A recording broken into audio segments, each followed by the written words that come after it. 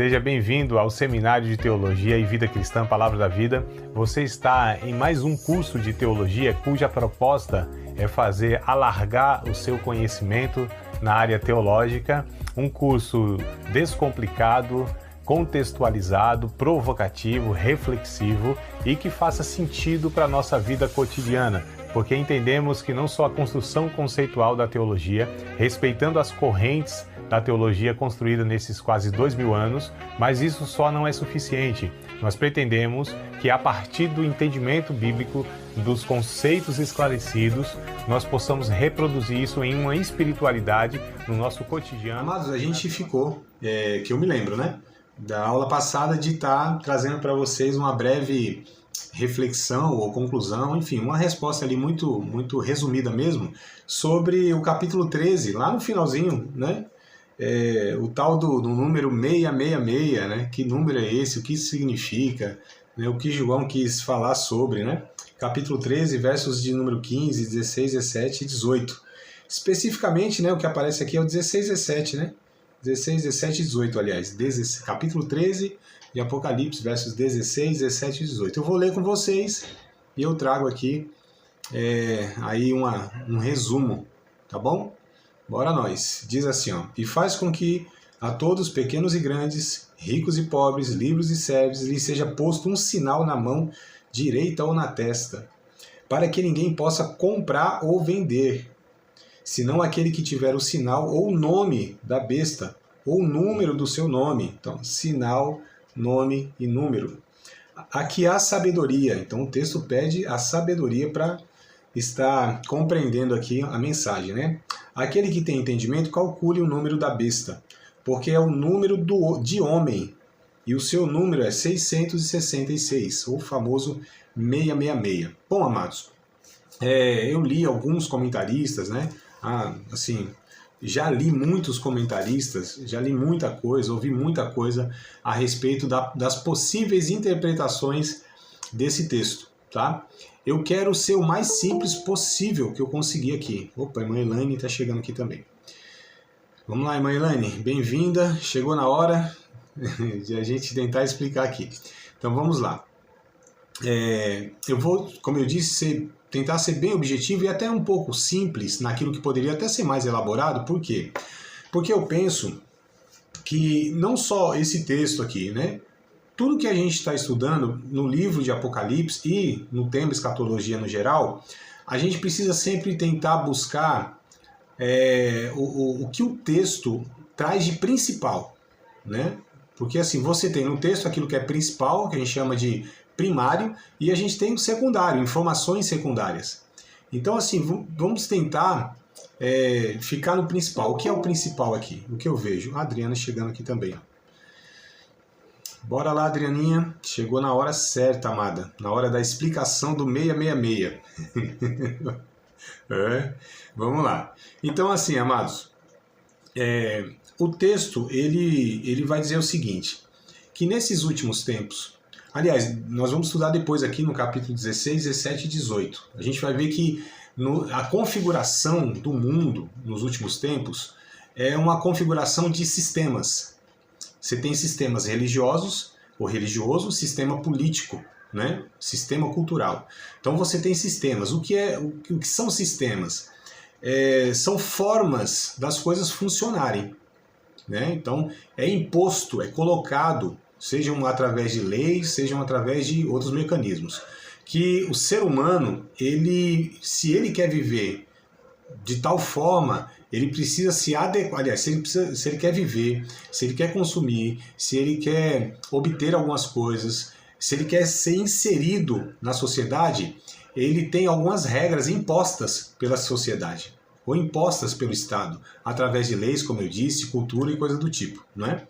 E aí aqui a gente vê que nos últimos tempos haverá um sistema que as pessoas precisarão estar se adequando para que elas possam, por exemplo, fazer negócios, né? O texto nem é tão direto, falando assim, elas não vão poder comer. Não é bem isso, mas não vão poder comprar e nem vender, ou seja, negócios, né? Trabalho, talvez, coisa do tipo. O interessante é que a gente precisa pensar o seguinte, o sistema ou os sistemas humanos, todos eles são corruptos, são corruptíveis, né? E no final dos tempos, a corrupção ela vai graçar no mundo de uma forma exponencial, de uma forma profunda, né? A corrupção humana já está atuando na sociedade desde muito tempo. O apóstolo João, lá numa das suas cartas, ele disse assim, o mundo já está no maligno. Ele usa um verbo bem interessante, o mundo jaz no maligno.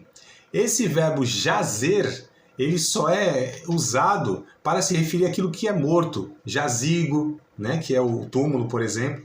Então o mundo já está no maligno, jaz no maligno. Né? Já há essa corrupção humana desde que Adão ele se afastou de Deus. E cada vez mais, se a gente lê o Gênesis capítulo 6, né, Deus ele traz o juízo sobre a terra com o dilúvio, porque o pensamento do homem era mal continuamente. Capítulo 6. Quando a gente lê o capítulo 8 de Gênesis, verso 21, diz que a inclinação do coração humano era mal desde a infância. Só para ver a corrupção humana, né, como que de fato ela atingiu a sociedade ou as sociedades humanas. Então, nesse contexto, nesse pano de fundo, a gente precisa entender o seguinte, haverá um sistema, esse sistema maligno, né? Que os valores são corrupção, mentira, engano. De alguma maneira, Deus vai ter que ser rejeitado, não apenas verbalmente, não apenas negar Deus com os lábios, mas na vida, sabe, na ética, nos valores, nos princípios. Amados, hoje a gente não vive uma coisa tão longe disso, né? Então, assim, a gente sabe muito bem, não é só pelos escândalos da política, as corrupções, é no mundo privado, dos negócios, né? O quanto a pessoa precisa, muitas vezes, fazer coisas erradas, se corromper, sabe? Para que possa fechar um negócio, para que possa estar... né? No Brasil, me parece que o negócio é ainda mais grave, né? O jeitinho brasileiro, sempre tentando burlar as leis, né? Sempre aquela questão de a gente ir pelo caminho errado para conseguir o que se quer. Então, assim, a gente precisa entender isso. Esse é o pano de fundo que eu acho que a gente tem que ter na mente para entender o que é esse 666. Esse 666 não é apenas uma marca física, embora, né, quando fala assim, é colocado na testa ou na mão direita, pode ser que seja literal? Pode ser, mas pode ser que não seja literal, pode ser que seja algo figurado como do tipo, bom, aquilo que deve estar na sua cabeça e aquilo que você faz é pautado pelo sistema corrupto humano, ou diabólico no caso, né? Então, aqui o que a gente precisa entender é isso, amados, tá? As pessoas, nos últimos tempos, nesses tempos aqui que o Apocalipse fala, que é o último, né, os últimos tempos da história humana, as pessoas elas vão estar corrompidas de tal forma que tudo que elas fizerem, seja no âmbito social, no âmbito religioso ou espiritual, será corrompido talvez assim como nunca antes a humanidade experimentou a corrupção nesse grau, tá? Então, assim, eu penso que isso aqui é a mensagem, né, mais objetiva que a gente tem do texto, sem trazer esses detalhes, que é a curiosidade talvez de todos que leem, né? O que é o 666 no concreto? Isso é o quê? É uma tatuagem, né? É um chip?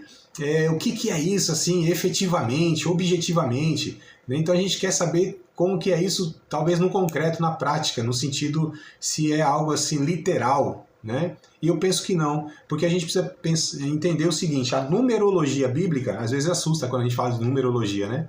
Que numerologia é muito mais usado esse termo naquilo que é esotérico, né? Naquilo que é místico.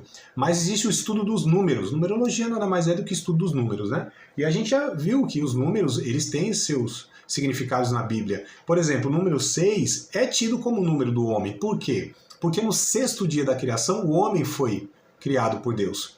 Então é um número de homem. E aqui a gente vê ele repetido 3 vezes. 666, esse é o número da besta. Quem é a besta? A besta é o representante de Satanás. Então a gente viu que tem o dragão, a besta que sobe do mar e a besta que sobe da terra. Essa tríade. E a gente sabe que Satanás ele quer imitar tudo que é de Deus. Então Deus é triuno também. O Pai, o Filho e o Espírito Santo, né? É a perfeição divina. E aqui é uma tentativa de Satanás querer imitar Deus. Vai se assentar no trono de Deus, querendo parecer Deus. Isso está lá em 2 Tessalonicenses capítulo 2, por exemplo, né? E é o que a gente vê aqui em Apocalipse, ele, né, Satanás querendo ser adorado, né, pela humanidade como se fosse Deus, isso é o desejo dele desde sempre, querer ser Deus, semelhante a Deus, que os homens se curvem diante dele. Esse é o desejo dele. Então aqui não é diferente, né, toda essa proposta do diabo, que as pessoas, ele fez isso, tentou fazer isso com Jesus, ó, se prostrados me adorares, te darei, né, os reinos que foi me entregue e tal, aquela coisa toda que a gente já conhece a história lá, a tentação de Jesus. Então aqui não é diferente, amados, tá? Então só para ser bem objetivo assim, e até um pouco simples, né, de não trazer detalhes, aquela questão de vamos estudar os números, será que esses números, porque assim, na numerologia romana, os números eram letras e as letras eram números. A gente chama de sistema alfanumérico, né? Então, alguns pegam lá o nome Nero, né? Quando você pega lá Nero em latim e vai fazer o cálculo, de fato é 666. Quando você pega César Augusto, enfim, aí os caras querem chegar até em Hitler, em algum papa, e faz esses cálculos. Eu penso que não é por aí que a gente tem que ir, né, para chegar à interpretação. Eu penso que, entendendo esse todo, esse conceito que eu trouxe para vocês, do pano de fundo histórico, né, dessa questão mais conceitual, eu penso que aqui a gente chega mais próximo da mensagem que João estava passando para aquele povo naquela época. Tá? Vocês têm alguma pergunta fácil e rápida? Né? Vou até beber um golinho d'água aqui. Ó. Deu para trazer alguma clareza, amados? Deu? Podemos seguir avante? Se vocês quiserem, eu tento elaborar aqui mais alguma coisinha. Né? Tudo tranquilo? Então, posso seguir avante? É que ficou pendente, né? Acho que foi até o Bruno, me parece, que fez a pergunta, né? Então, vamos lá, Bruno. Não sei se a resposta aí foi a contento, mas qualquer coisa depois eu até indico para vocês aí outra literatura para que vocês tenham, de repente, uma outra abordagem, né? Mas, amados, nós falamos do capítulo 14 na aula passada, até o verso de número 13. Se não me falha a memória, quem anotou aí me ajude, tá? Me refresque a memória. Até o verso 13. Capítulo 14, verso 13, pelo que eu me lembro, nós falamos até esse ponto, tá? E aí, do verso 14 em diante, capítulo 14, verso 14, né? Do 14 até o 20, o texto vai falar aqui que haverá duas ceifas, né? O juízo de Deus sobre... A ceifa fala, na verdade, do juízo de Deus sobre os gentios. A ceifa é uma colheita que se faz, né? Então tem essa figura sempre, né? As pessoas sendo ceifadas. É o juízo de Deus, então, sobre os ímpios, tá? De uma forma mais objetiva, no sentido aqui da terra. Não é o juízo final ainda não é o julgamento final. Aqui nós estamos falando de ações de juízos de Deus sobre a vida humana, na história humana, aqui, né, nesse âmbito aqui. A gente não está falando de eternidade ainda. Né? Então aqui a gente percebe que há um juízo de Deus sobre os gentios, né? E há um juízo de Deus também sobre Israel. Porque quando vai falar aqui do verso 17 em diante, né? E saiu do templo que está no céu outro anjo, o qual também tinha uma outra foice aguda. E saiu do altar outro anjo que tinha o poder sobre o fogo e clamou com grande voz que tinha foice aguda, dizendo: lança tua foice aguda e vindima os cachos da vinha da terra, porque já as suas uvas estão maduras. E o anjo meteu a sua foice à terra e vindimou as uvas da vinha da terra, lançou no grande lagar da ira de Deus. E o lagar foi pisado fora da cidade. A cidade aqui refere-se à cidade santa, Jerusalém. Tá? E saiu sangue do lagar até os freios dos cavalos pelo espaço de 1.600 estádios. Meu Deus do céu, se isso for literal, amados, os freios dos cavalos quer dizer o queixo do cavalo aqui. Imagina a altura do cavalo, eu não sei exatamente a média de altura do cavalo, deve ser 1,80 m, eu acho, né? Um cavalo assim bem servido. Deve ser 1,70 m para 1,80 m. Eu estou falando do queixo do cavalo, amado, tá? Não vou falar de uma ocasião, não, porque eu tenho essa noção dessa altura, porque um cavalo um dia colocou o queixo na minha cabeça aqui, mas não vou contar a ocasião, que ela não é das mais bonitas, né? E era um cavalo da Polícia Militar, inclusive, na ocasião. Talvez ele seria mais robusto e tal, né? Mas enfim, eu calculei que eu tenho 1,85 m, o queixo do cavalo estava em cima da minha cabeça. Então imagina aí 1,80 m de mar de sangue, né? Nesse espaço aí, faz o cálculo aqui de 1.000 estádios. Eu nem vou trazer aqui o cálculo, porque primeiro que eu não lembro, mas assim, de quilômetros, né? Se isso é literal, será literal? Não sei. A questão é, haverá uma carnificina muito grande, haverá muitas mortes nessa ocasião histórica, tanto de gentios quanto de judeus, porque o juízo de Deus está vindo sobre a terra, que é o que a gente vai entrar agora no capítulo 15, tá bom? Capítulo 15 e capítulo 16. É o que a gente vai falar agora, das últimas pragas, né? Que é o juízo, que são as taças caindo sobre a terra. Vocês lembram da sequência, amados? Nós tivemos os selos, capítulo 6, nós tivemos as trombetas, né? E agora nós temos as taças, só para não perder essa lógica dessa sequência aqui, para entender, né, o simbolismo e o significado de tudo isso. Mas vamos lá. Ó, os 7 anjos com as taças das últimas pragas, é um título que tem aqui.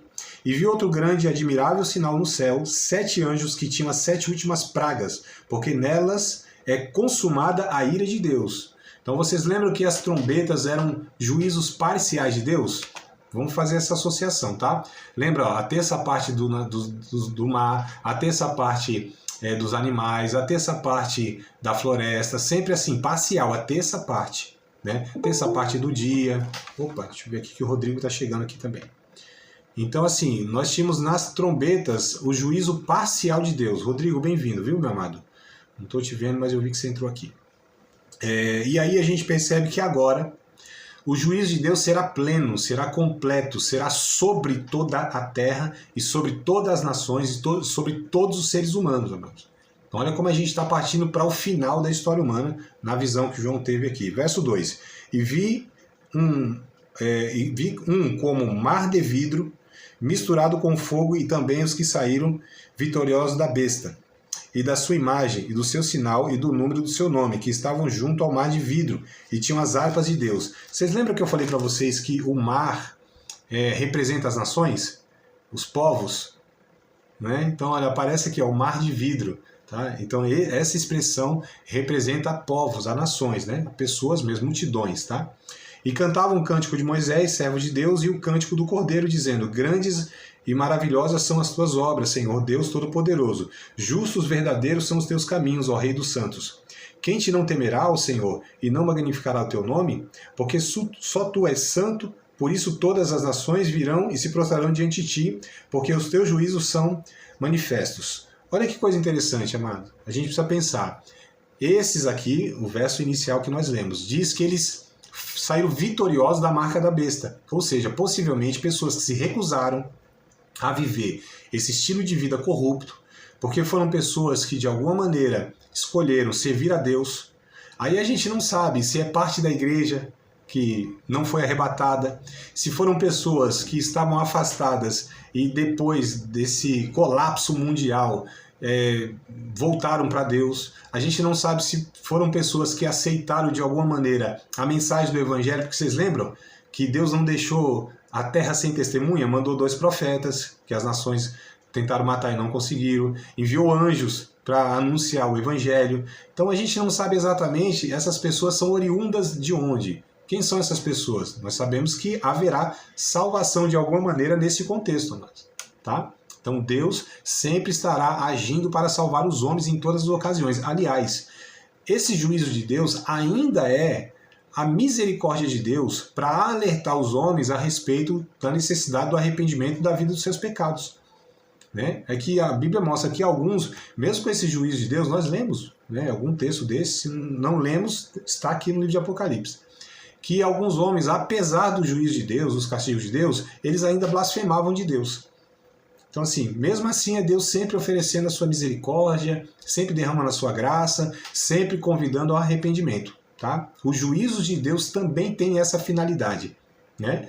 Para quem entende isso e aceita, então, o perdão de Deus, ele é salvo. Para quem não aceita, o juízo só vai sendo agravado sobre sua vida. Verso 5 em diante. Vamos ver aqui. Ah, tá. Só para lembrar. Foi interrompido lá no capítulo 11, verso 19. Foi interrompido lá nesse capítulo 11, verso 19. E aí depois houve outra visão. E aqui volta. Que foi interrompido lá no capítulo 11, verso 19. Depois, se vocês quiserem conferir, fazer essa comparação. Ele é iniciado aqui, ou reiniciado no verso 5. Depois disso olhei, e eis que o templo do tabernáculo do testemunho se abriu no céu. E os 7 anjos que tinham as 7 pragas saíram do templo, vestidos de linho puro e resplandecente, e cingido com cintos de ouro pelo peito. É bem interessante, amado, essa indumentária, né? Cinto de ouro, túnicas de linho fino. isso tudo representa, porque assim, a gente precisa entender a cultura lá de Israel, principalmente lá do Antigo Testamento, onde você tinha os juízes, onde você tinha os sacerdotes, eram figuras que representavam o juízo de Deus, representavam a justiça de Deus, as leis, né? Então assim, e quando eles estavam com a indumentária, ou seja, vestidos, eles estavam no ofício. É mais ou menos como um juiz que veste lá a sua... como que fala, meu Deus do céu? Tala, alguma coisa lá, enfim, a indumentária dele, né? Ele veste aquilo quando ele vai exercer, ele é juiz. Mas quando ele vai exercer o juízo, aí então veste aquelas roupas lá e tal para exercer o ofício. Aqui é isso que acontece, né? Então, esses anjos são anjos que trazem o juízo de Deus, anjos juízes, só que são executores, né? Bem interessante isso aqui. Um dos 4 animais deu aos 7 anjos 7 salvas de ouro, cheias da ira de Deus, que vive para todo sempre. E o templo se encheu-se com a fumaça da glória de Deus e do seu poder, e ninguém podia entrar no templo até que se consumasse as 7 pragas dos 7 anjos. Ó, deu 7 salvas. As salvas, elas no caso aqui são taças, amados, que é o que vai o capítulo 16 falar aqui. Eu não vou ler, a não ser que vocês queiram pegar algum texto aí do capítulo 16 para a gente explicar, tá bom? Mas aqui vai aparecer, por exemplo, a partir do verso 2, ó, e foi o primeiro e derramou a sua taça sobre a terra, e fez uma chaga mais maligna sobre os homens, que tinham o sinal da besta e que adoraram a sua imagem. Então tá vendo? Ó, o juízo vem para essas pessoas que aderiram, que renunciaram a Deus, que aderiram a esse sistema maligno / humano que os homens adotaram, tá? Então as taças, é bem interessante, porque fala assim, André, mas as trombetas e as taças são juízo de Deus. Você falou que as trombetas elas são parciais e as taças são a plenitude do juízo. Mas na visão de João, o que ele viu? Né? Ele viu o quê? Uma taça ou uma trombeta? Eu vi os dois. Eu vou fazer algo aqui, amados. Eu fiz um curso muito intenso, muito profundo de desenho. Né? Então eu sou um especialista em desenho, tá? Eu fiz um desenho aqui, ó, deixa eu ver se eu aproximo aqui para vocês. Deixa eu ver, tem que apagar a luz aqui que tá dando reflexo, deixa eu ver. Isso aqui, ó, é uma trombeta, tá? Dá para enxergar aí, amados? Dá? Vocês estão enxergando aí, ó, uma trombeta, tá vendo? Ó? Perfeita, né? É que tá um pouquinho torto aqui, porque eu acho que eu batei o vento quando eu fui desenhar. Mas aqui, vocês já perceberam que eu sou um excelente desenhista, né? Amados, ó, deixa eu explicar aqui, pra gente entender. Isso aqui é uma trombeta, né? Imagine, deixa eu ver se eu consigo. Quando João estava no céu, você lembra que eu falei para vocês que João, ora ele estava no céu e ouvia a voz no céu, né? E ora ele ouvia uma voz do céu. Então, ora ele estava na terra e tinha visão do céu, ora ele era levado em arrebatamento em espírito no céu. Então, assim, quando ele viu a trombeta, ele estava no céu. Então ele viu, ele enxergou isso aqui, ó, a trombeta completa, tá? É isso que ele enxergou. Agora pense, se você vê de baixo para cima, você tem essa visão aqui, imagine que seu olhar está aqui, ó, vendo isso aqui, ó. Você não vai enxergar possivelmente essa parte aqui, ó. Né? Deixa eu ver se eu coloco aqui o controle. Se você não enxerga essa parte de trás da trombeta, deixa eu ver se está ali, pronto. O que isso parece, amados? Não parece uma taça? Vocês concordam comigo, ó? Não parece uma taça? Deixa eu ver aqui, ó. Ó, quem olha assim é uma taça. Quem olha assim é uma trombeta. Então, se você vê ela completa, é a trombeta, melhor dizendo. Se você vê ela parcial, ou seja, de baixo para cima, você vai enxergar isso aqui, é uma taça. Então, possivelmente, João teve a mesma visão de perspectivas diferentes. Não é? Eu acho interessante essa descrição dele, porque ele estava descrevendo mesmo o que ele estava enxergando, o que Deus estava lhe mostrando. E muitas vezes ele tinha que buscar, porque assim, amados, nós precisamos pensar, imagine vocês, João vendo a eternidade, as coisas gloriosas, na eternidade, o trono de Deus, e, enfim, aqueles seres celestiais, como ele ia descrever isso? Ele tinha que pegar alguma referência. E qual é a referência de João? É a única referência que ele podia ter. É a terra. É aquilo que a gente tem na terra. Quando ele fala assim que as ruas são de ouro e de cristal, a gente pode afirmar que na eternidade, de fato, a gente vai pisar em ouro, minério, ouro? Não se sabe. Agora era tão brilhoso. E o que ele conhecia de mais precioso, de mais valioso, é o ouro. Então ele descreve que é de ouro. Agora é interessante que esse ouro, ele é um ouro transparente. Então olha como é coisa diferente. Não existe ouro transparente. O ouro ele é dourado, amarelo, não é? E só para a gente entender. Então João estava descrevendo, ele falava era como isso. A gente chama de símile, né? Falei acho que para vocês lá no início do nosso estudo do Apocalipse. Era como o rosto de Jesus como o sol ao meio-dia, né? Os seus olhos como chama de fogo, os seus pés como se tivesse sido refinado numa fornalha. Da sua boca sai uma espada como de 2 fios. Então esse como é algo semelhante, não é exatamente. Então a gente não precisa se preocupar sobre essa questão, mas isso é literal? No céu vai ser exatamente assim? Possivelmente não, amados. Vai ser muito mais, infinitamente muito mais belo, mais bonito, muito mais. Né? Não há descrições na Terra que a gente possa fazer com aquilo que é a beleza da eternidade, amados. Como não há descrição de Deus. Quando o João ele descreve lá, por exemplo, Jesus, aquilo é figurado. Jesus não está com a cabeça lá branca como um ancião. Não está como o seu rosto ao sol ao meio-dia. Não, aquilo ele descreveu porque ele estava comparando com aquilo que ele sabia da terra. Né?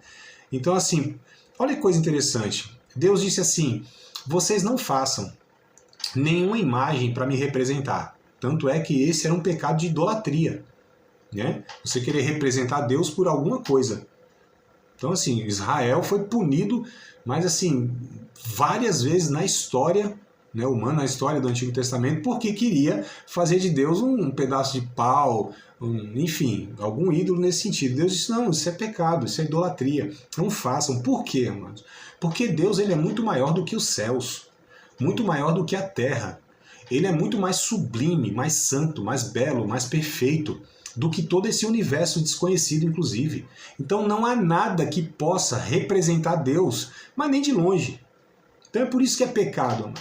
Porque a gente quer descrever Deus, quer limitar Deus, quer definir Deus a partir das nossas limitações. Deus é infinitamente muito maior do que tudo isso que nós conhecemos, como eu disse, e até desconhecemos. É por isso que muitas vezes é um pecado que diminui,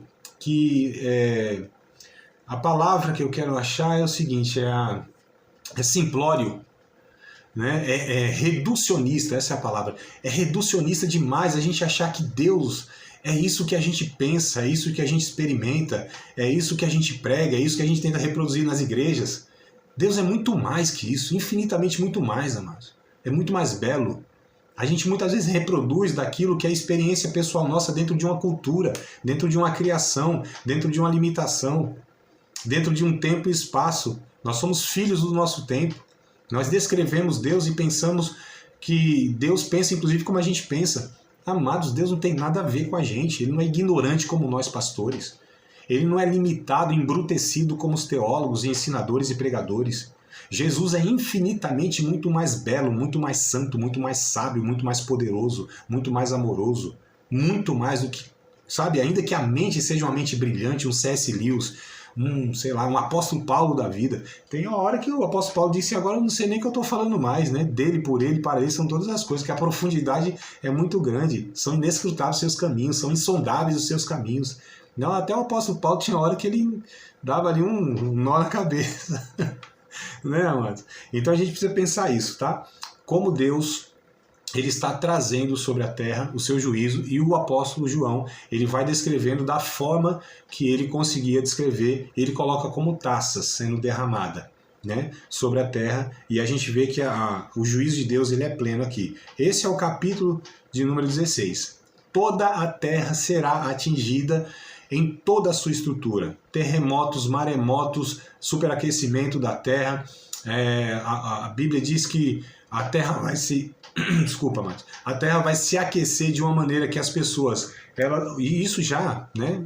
A gente vê o clima, essa disfunção climática, a destruição dos biomas, a camada de ozônio, enfim, amados, muitas vezes a água potável, né? Se a gente tomar cuidado, logo logo a gente vai ficar sem água potável. A água potável é rara, mano, porque a gente muitas vezes tem todo esse sistema, né, aí de saneamento e tal, mas a água potável não é uma coisa assim, ela é tratada, não sei se vocês sabem, mas a água que nós bebemos hoje nas nossas torneiras, nos nossos filtros, onde for, ela já foi esgoto, não é? Eu não sei se eu estou desanimando vocês, mas essa água aqui, essa aguinha aqui, ó, que eu estou tomando aqui, ó, Essa aqui já passou por fossas privadas, esgotos, amados. Ela é... assim, a Eliane que tá, oh, meu Deus do céu, não vou tomar mais água. Não, mas toma, ora em nome de Jesus e tá tudo certo. Tem uns aí que entram na paranoia de ferver a água, né? Mas brincadeiras à parte, eu estou dizendo que todas as estruturas da vida humana serão por Deus, né, julgadas. Porque o homem que destruiu tudo isso, na verdade. Né? Deus só está trazendo as consequências das ações humanas, na verdade, né? E aí a gente entra no capítulo 17. Vocês têm alguma pergunta sobre o que eu falei até aqui? Não? Posso seguir? Vocês querem? Não? Tranquilo? Então vou seguindo, tá? Vocês não me interrompem. Rodrigo, diga. Ah! Água de coco, né? O Rodrigo tá falando, toma água de coco. Olha, amados, não sei não, viu? Porque tem até umas águas de coco aí que não sei não, mas quem dera, né? Quem dera se pudéssemos tomar água de coco. Tem bastante coqueiro na região aqui, mas tem uns cocos sem água. Um irmão um dia disse pra mim, eu não sei se ele falou na brincadeira, eu acho que ele ficou até meio constrangido depois, porque eu acho que ele falou como sendo verdade, né? Ele pensava que era, né?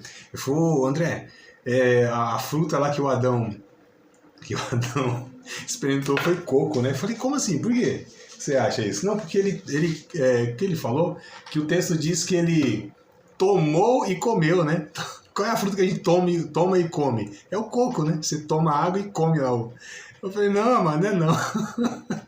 O tomar ali não é tomar, é tomar de tomou, né? Pegou. Então pegou a fruta. Ele ficou meio assim desconfiado. Até hoje eu não sei se ele falou que na brincadeira. Mas vamos lá. Cocos à parte, amados. O capítulo 17, ele vai trazer para nós, então, como eu disse, como será. Isso eu acho muito importante, amados, tá? Eu acho muito importante essa reflexão que eu vou tentar compartilhar com vocês aqui, do capítulo 17 e o 18 também, que é esse sistema religioso mundial. Olha como o apóstolo João, ele descreve como será esse sistema religioso mundial nesses últimos tempos. E veio um dos 7 anjos, que tinha 7 taças, e falou comigo, dizendo-me, vem, mostrar-te-ei a condenação da grande prostituta, que está assentada sobre muitas águas. Águas, lembre, nações. Essa prostituta está assentada sobre as nações. A gente precisa entender que prostituta aqui refere-se à religião, tá certo? Que é corrompida. É chamada de prostituta. Prostituição espiritual. Verso 2. Com a qual se prostituíram os reis da terra, os que habitam na terra, se embebedaram com o vinho da sua prostituição. E levou-me em espírito a um deserto, e vi uma mulher assentada sobre uma besta, de cor escarlate, que estava cheia de nomes e blasfêmias, e tinha 7 cabeças e 10 chifres. Eu acho que eu já falei para vocês em alguma aula para trás, que cabeças aqui, aliás, chifres, eles representam poderes, né? E cabeças são lideranças mesmo. Então, só para a gente entender, ó, uma religião com poderes e lideranças a nível mundial. Amados, nós já temos essas configurações. Não talvez exatamente como vai ser, mas já temos esse ensaio, por assim dizer. Né? Nós temos líderes religiosos, Papa, Dalai Lama, enfim, e outros líderes que eles têm uma abrangência mundial. E aqui vai falar que nos últimos tempos haverá esses cabeças, esses líderes, com poderes que eles terão. E a gente vai ver que esses poderes, ou esse poder, ele é religioso-político, ou político-religioso. O Papa, né, o Papa já exerceu isso durante séculos. Durante séculos, amados, uns 11 séculos, né, lá desde o século IV até o século XVI, ou até um pouquinho mais, o Papa ele detinha o poder político e religioso. Né? Então, tanto é que quando vem a Reforma Protestante no século XVI, 1517, o Papa era quem ainda tinha o poder sobre as nações. Né? Tinha lá os reis, tinha seus líderes, mas ainda eles prestavam muita reverência. Aliás, se a gente pensar um pouquinho, há 50 anos atrás, quanto o Papa ainda tinha voz, né, sobre as nações, é de uns 30, 40 anos para cá que o Papa ninguém mais ouve, né? Ninguém está nem aí para o que ele fala. e tal, né? Nem os países católicos, como a maioria europeus e tal, né? Mas assim, só para a gente entender que um homem ele terá esse poder, ou que alguns líderes terão esse poder político religioso. E olha como as coisas sempre estão ligadas, amado. A política e a religião. A política e a religião. Sempre de alguma maneira ligado. É por isso que a gente tem que ter muita cautela, sabe, nos dias de hoje. Quando eu digo nos dias de hoje, talvez de uns poucos anos para cá, a gente tem visto isso no Brasil de uma forma muito intensa, né? A política e a religião, elas assim, muito de mão dadas. É muito perigoso isso. O cristão, ele deve exercer sua cidadania política, não tem problema nenhum. Sua ação política, melhor dizendo. Sua influência política. Agora a igreja, ela pertence a outra esfera. A igreja, ela é a voz profética da sociedade que denuncia o Estado nas suas estruturas corruptas.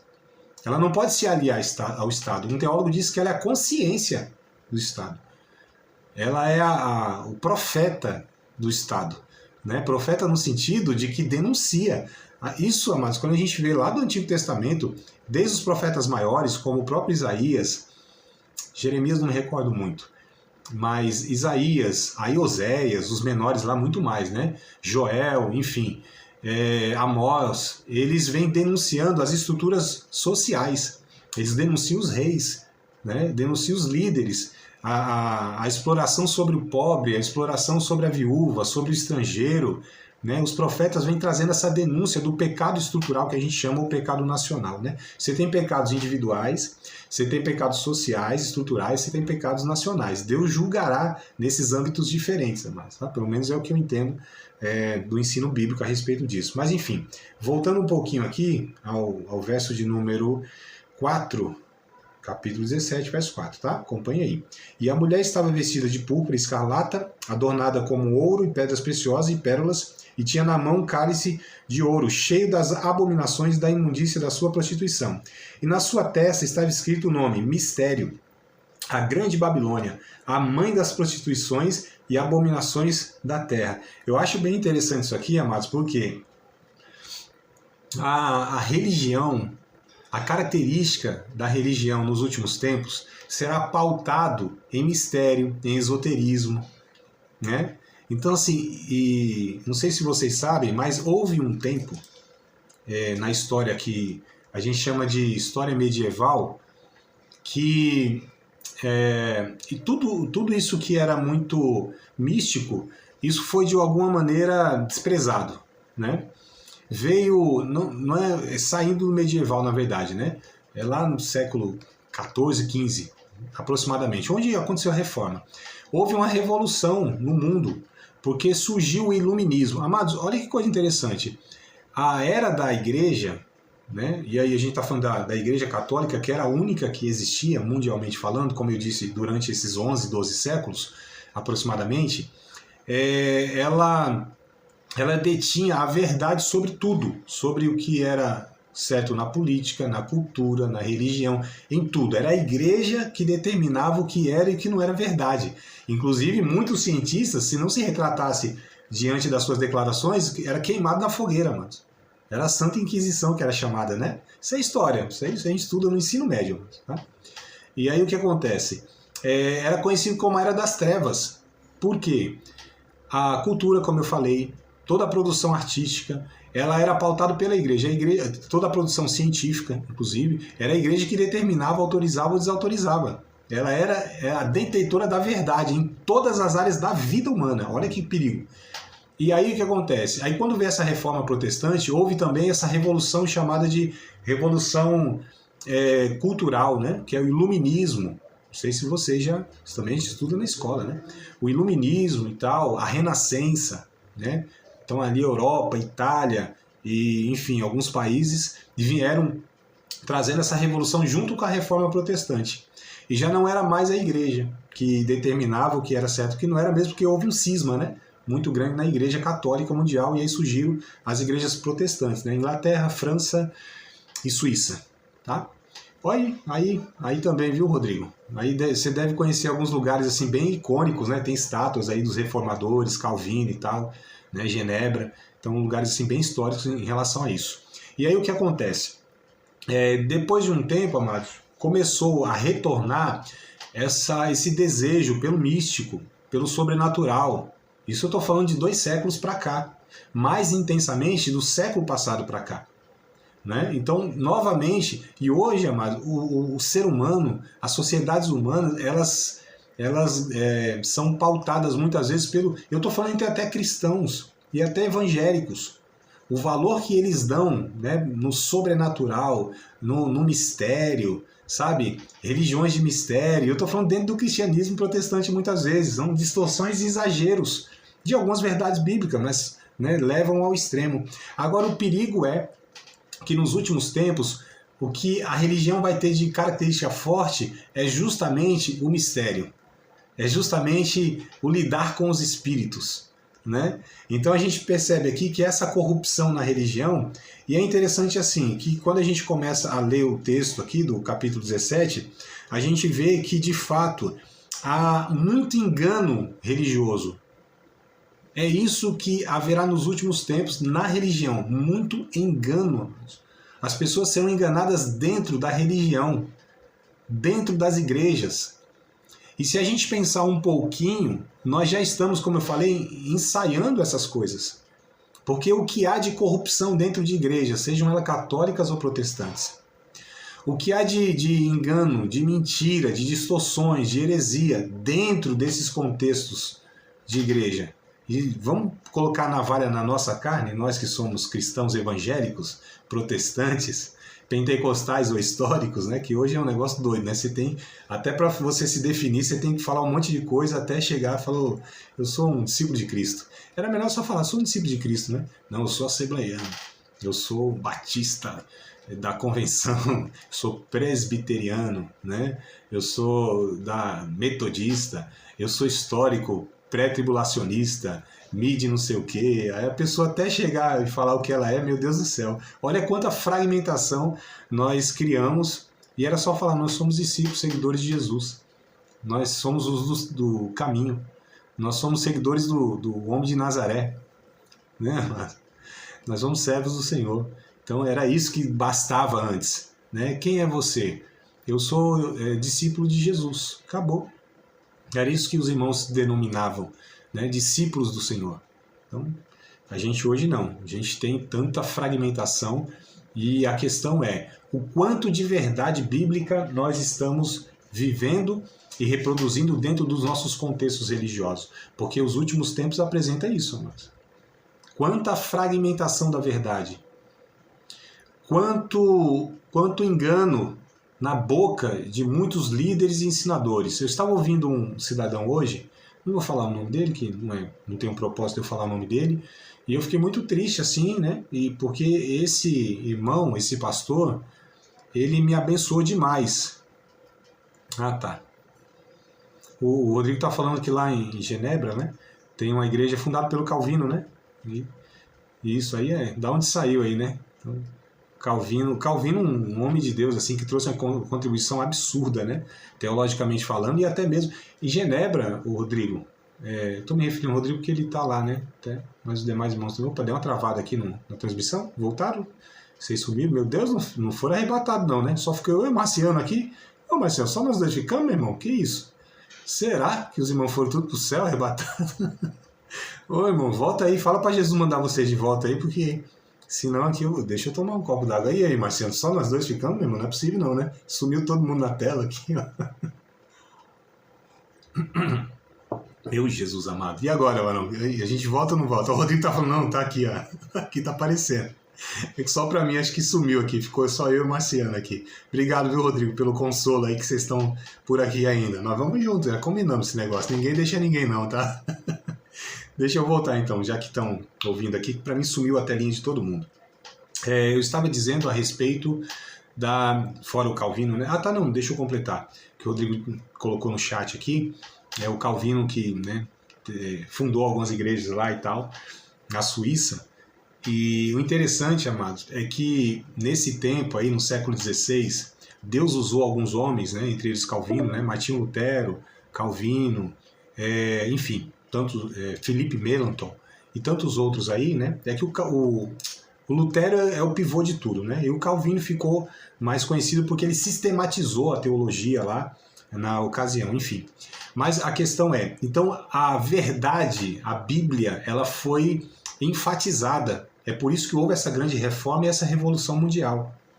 Então, assim, amados, o que a gente vê nesses últimos tempos é o desprezo pela verdade e o apego às coisas misteriosas, por assim dizer, as revelações, as visões, o Deus me disse, né? Então nós só teremos segurança na Bíblia Sagrada. É ela que nos protege de todo engano, tá?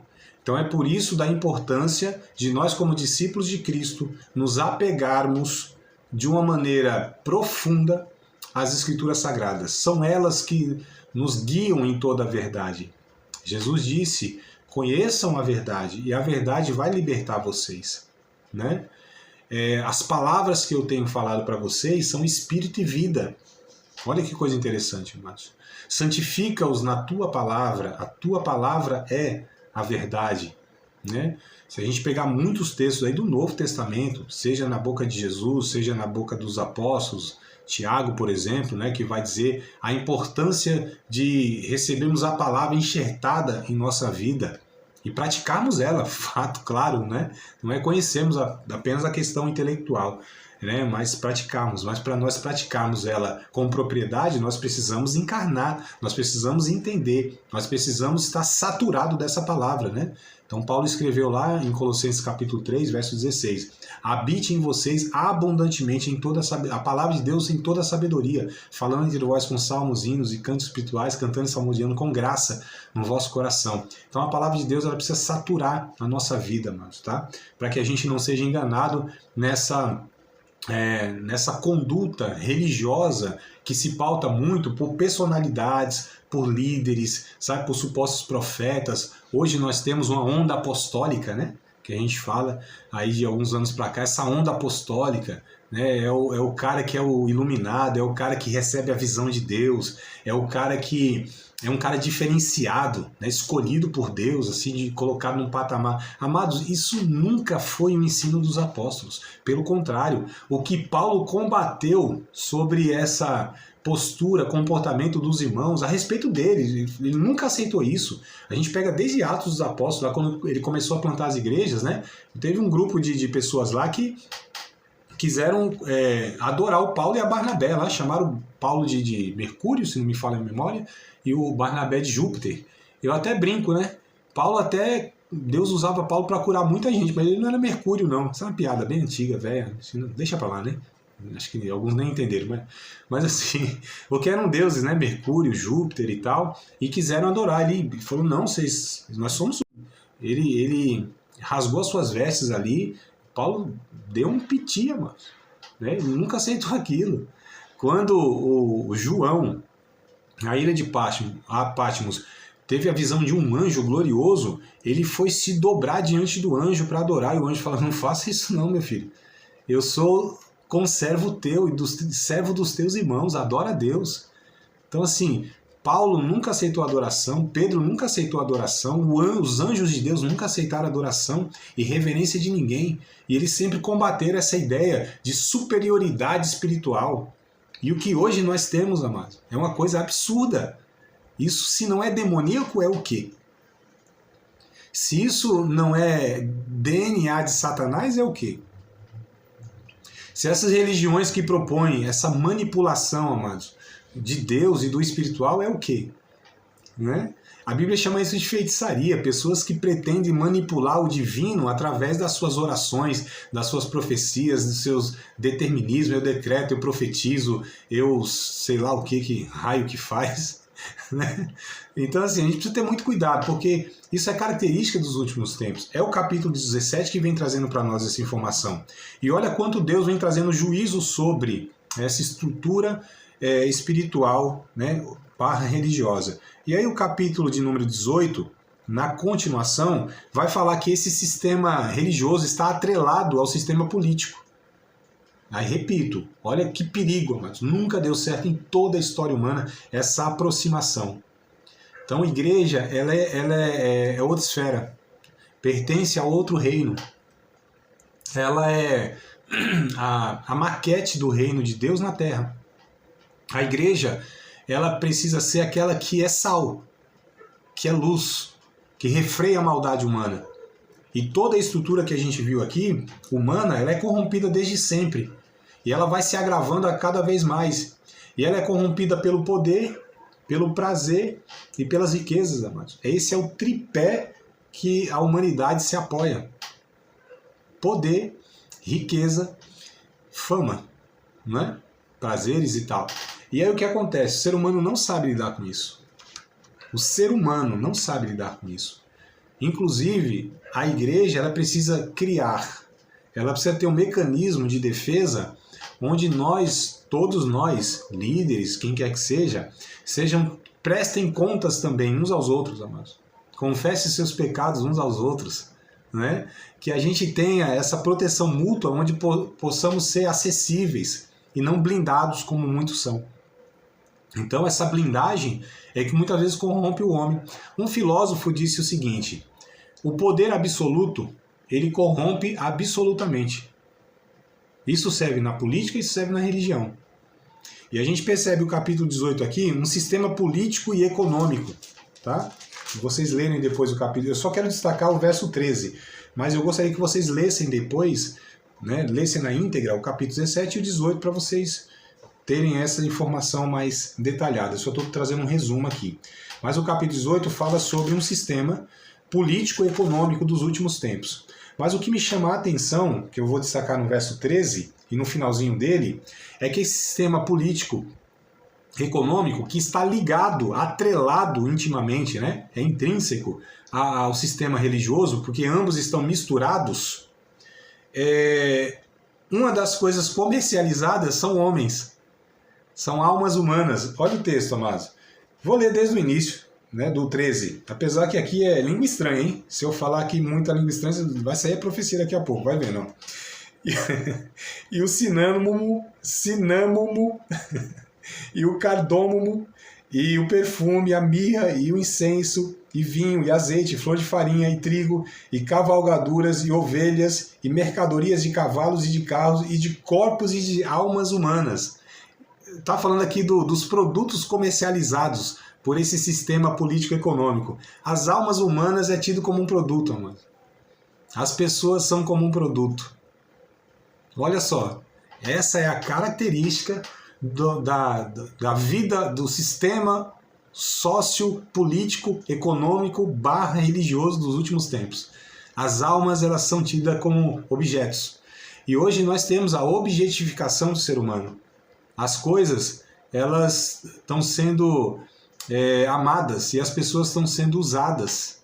Nós estamos amando coisas e usando pessoas. As pessoas estão sendo descartáveis, canceladas, né? Uma linguagem mais aí de rede social. As pessoas hoje elas são tidas como produtos a serem objetos, a serem usados e descartados, dependendo da sua utilidade ou da sua inutilidade. A gente tem tratado o ser humano, às vezes, menos do que bens materiais, irmãos. Então a dignidade humana, ela está assim, indo para o ralo, está indo para o mais baixo nível de valor. Muitas vezes as pessoas valem menos do que coisas, ou de animais, viu? Eu não sou contra os pets não, tá? Porque hoje em dia tá ruim aí pra gente falar até, né? Se a gente fala se tem assim alguma situação com o ser humano, o povo não liga muito não, mas vai um animalzinho sofrer um maltrato. Às vezes nem é tanto quanto uma criança, quanto uma mulher, quanto um idoso, né? E eu não sou a favor de maltratar animais, não é isso, mas a gente vê como que essas coisas têm sido distorcidas. Como muitas vezes, coisas e animais são colocados superiores do que seres humanos. E dentro, muitas vezes, do sistema, como eu disse, está tudo misturado, religioso, e quando eu digo religioso, eu estou falando de igreja, né? Muitas vezes as pessoas são objetos. Você é útil? Você é bem-vindo. Você não é útil segundo os nossos projetos, você não é cuidado, não é dado atenção, você não tem voz, não tem vez. Né? Então, muitas vezes, essa realidade já é apresentada no nosso contexto hoje. Vocês acham que eu estou errando muito na fala? O que vocês acham, amados? Estou exagerando? Será que eu estou amargurado? Será que eu estou revoltado hoje aqui? Vocês conseguem enxergar, amados, essas coisas assim no nosso meio? Se quiserem falar, tem 5 minutinhos, bora. Acabou de participar de mais uma aula de um dos nossos cursos, Seminário de Teologia, Vida Cristã, Palavra da Vida. Espero que tenha te abençoado, não só alargado o seu conhecimento teológico, mas que tenha também atingido o teu coração para que você possa, a cada dia mais, reproduzir a vida de Deus nas suas relações cotidianas. Se você ainda não é aluno oficial de um dos nossos cursos, se inscreva aqui no contato que vai aparecer do WhatsApp. Também nos siga nas redes sociais, se inscreva no nosso canal, compartilhe à vontade e Deus